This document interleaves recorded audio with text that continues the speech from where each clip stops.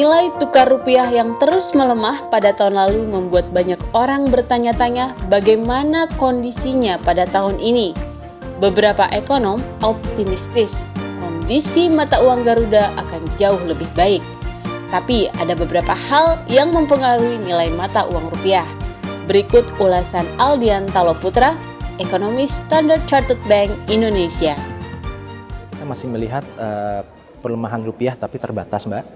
Perkiraan kita di tengah tahun itu 14.300-an, di akhir tahun mungkin sekitar 14.500. Kenapa? Jadi ada dua faktor sebenarnya. Kenapa masih melemah? Ya kita lihat ekspektasi kita adalah karena account defisit memang akan lebih lebar. Perkiraan kita tahun ini itu sekitar 2,5% dari GDP. Tapi di sisi lain kita juga ngelihat ini mungkin pelemahannya itu nggak akan seperti tahun sebelumnya. Tahun sebelumnya itu nggak salah sekitar 10%-an lah. Karena apa? Karena ada faktor yang Fed tadi. Kenapa tahun kemarin itu agak besar pelemahannya? Karena orang masih nggak jelas nih Fed itu mau naik berapa besar. Nah tapi tahun ini itu semakin jelas gitu. Apalagi view kita itu mungkin melihat kenaikan Fed itu mungkin akan terbatas. Kalau dari Fed sendiri view-nya mungkin ada 4 kali kenaikan Fed tahun ini. Kalau kita lihat konsensus mungkin sekitar 3 kalian. Nah kita tuh cuma sekali naiknya gitu. Jadi mungkin setelah market ngelihat naiknya mungkin nggak akan banyak. Nah di situ akan menjaga rupiah kita nggak volatility-nya nggak tinggi.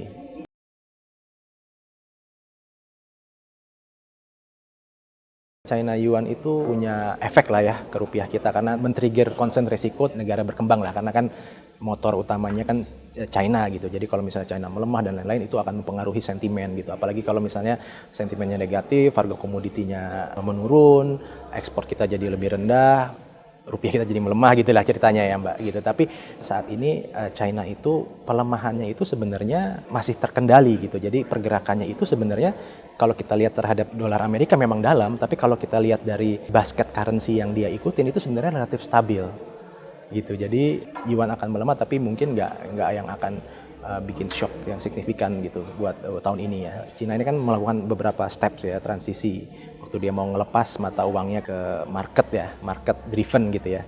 Nah itu kelihatan sekali memang waktu itu sempat jam, tapi habis itu sesuai dengan basket currency-nya dia gitu. Jadi kita sih nggak ngelihat hal itu yang akan dilakukan.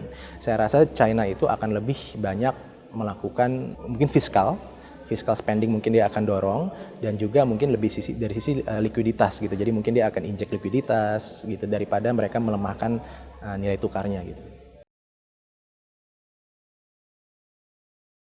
Tadi view kita adalah sebenarnya harga komoditi ini kita perkirakan malah akan naik di penghujung tahun ini gitu kan. Malah tadi view-nya komoditi research kita bisa double gitu kan, harganya bisa double dari harga sekarang gitu ya. Masalah supply demand dan dinamikanya lah ya. Berangkat dari asumsi itu sebenarnya kita pikir juga komoditi ekspor kita is not doing that bad gitu. Apalagi nih kalau kita lihat tren terakhir ini nih, khususnya harga CPO. Kalau kita plotin gitu ya, ketika harga minyak kemarin di akhir November sampai sekarang itu turun, ternyata harga CPO kita nggak turun-turun banget gitu, malah relatif naik dibandingkan di akhir November 2015 gitu. Itu sebenarnya itu membuat another boost to our exports.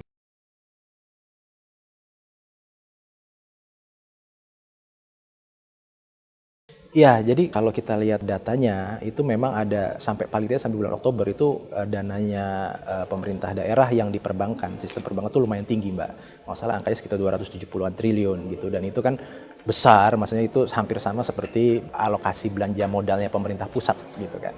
Kalau kita lihat dari track recordnya pemerintah daerah itu memang belanjanya memang agak lambat kan. Kalau kita lihat 5 tahun terakhir itu malah daerah itu surplus budget defisitnya gitu kan. Itu menunjukkan memang mungkin belanjanya emang nggak kencang, tapi mungkin yang tahun ini memang ada sedikit pengaruh dari mungkin pilkada gitu kan, soalnya kan pilkadanya itu kan disatukan. Nah itu mungkin tahun ini nggak akan terjadi kan, soalnya kita pilkada udah lihat udah akan lewat. Dan yang kedua kelihatannya pemerintah saat ini nih berusaha, pemerintah pusat ya khususnya itu berusaha untuk mendorong belanja di daerah gitu. Kenapa kita bilang gitu? Karena kalau kita lihat alokasi, contohnya yang alokasi ke infrastruktur yang buat kedaerahkan aja juga meningkat gitu kan. Dan yang kedua kalau kita lihat pemerintah ini berusaha mendorong gitu lah ya, mendorong pemerintah daerah itu untuk belanja gitu. Jadi dengan ada reward punishment kalau misalnya nggak belanja gitu kan. Jadi kedepannya sih menurut kita sih akan lebih baik, tapi kembali lagi mungkin nggak akan langsung berubah signifikan gitu.